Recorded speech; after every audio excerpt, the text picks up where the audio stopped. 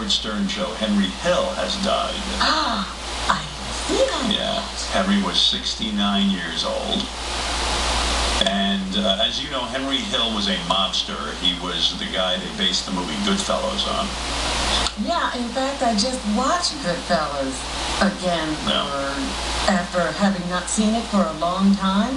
Right. Such a good movie. I loved having Henry on the show, and I loved hearing his mob stories, but Henry was a despicable guy. I mean, he's killed people, he took a shortcut in life. He didn't want the straight and narrow. No. Didn't like it at all. Yeah. It's so weird. We got so many different Henrys. Like, I'm remembering times when, like, Henry would be really drunk, but then the performance or the call before that would be, oh, I quit drinking for 7 months. And, you know, there was no substance to the guy. You never really realized he was a pathological liar. He would just go, yeah, I don't drink anymore. I haven't had a drink in 7 months. And the next thing you know, he's in jail for drunk something. Right, drunk and reckless or whatever. You know, and he was always trying these businesses out, you know, like I remember one time he came in and he had paintings that he was selling. I think I had one of those. Yeah, awful, awful paintings. And he'd go, why are you making fun of my paintings, Howard?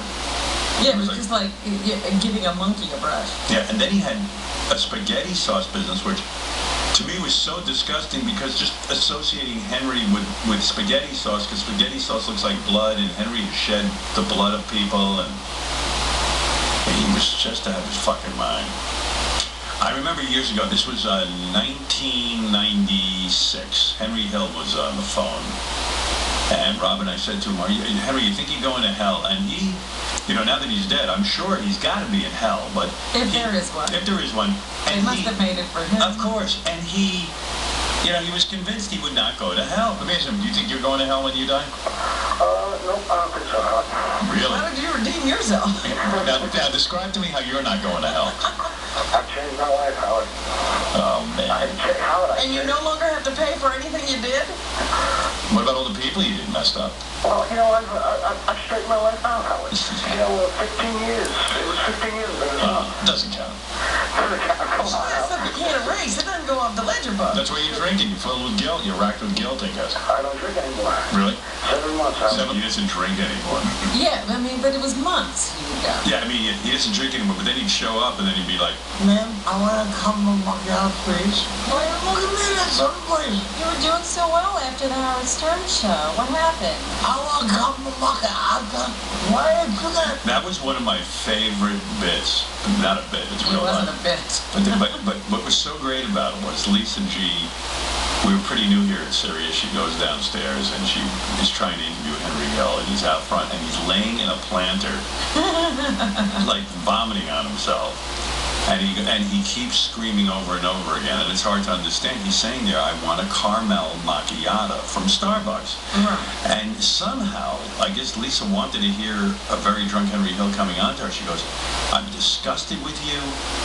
This man just said that he wanted to come on my shoulder. Yeah, she considered it sexual harassment. Right, and she said, Henry Hill said he wanted to come on my face.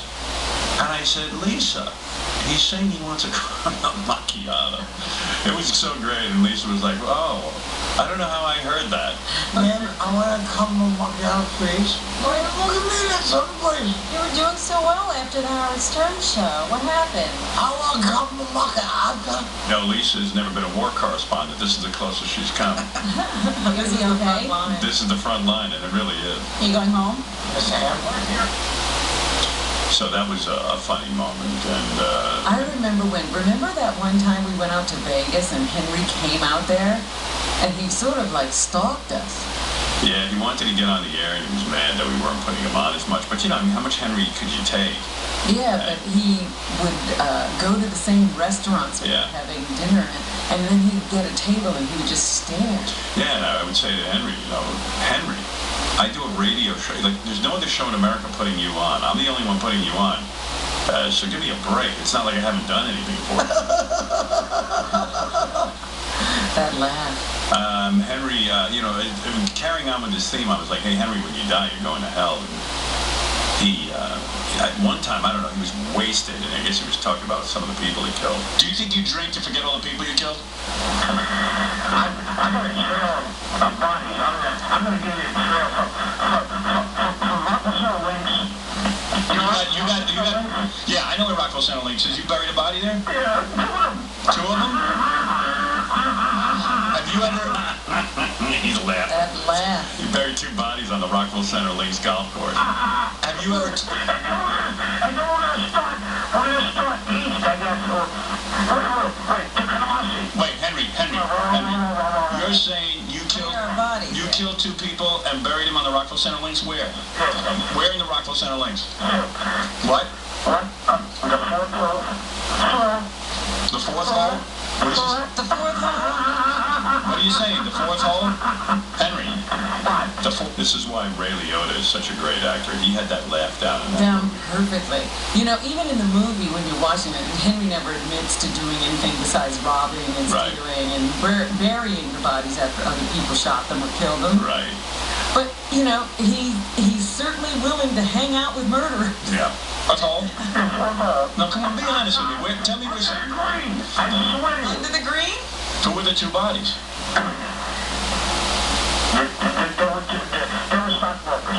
Stockbrokers. They must have screwed him over in some deal. Right. They gave them money and they didn't Yeah. make money for them and they killed them.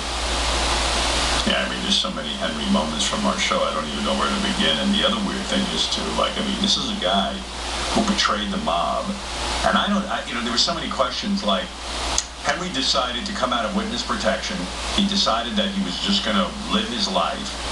And he didn't care that there were mobsters who were supposedly looking for him. He was like, fuck it, I'm living my life. I don't want to be in hiding anymore.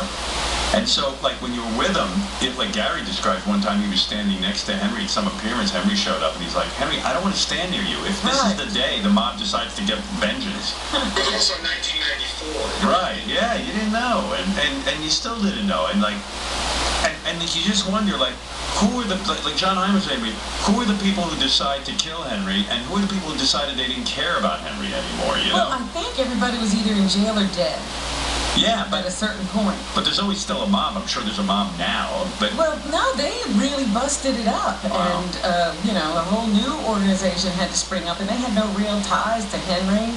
And, that whole era that Henry was in was kind of taken apart.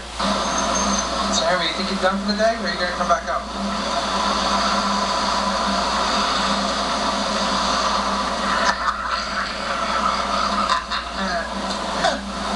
yeah, I think this was when Henry was kicked out of Del Fresco's. He tried to get in there and hang out at the restaurant, and they kicked him out of the place. Lonely.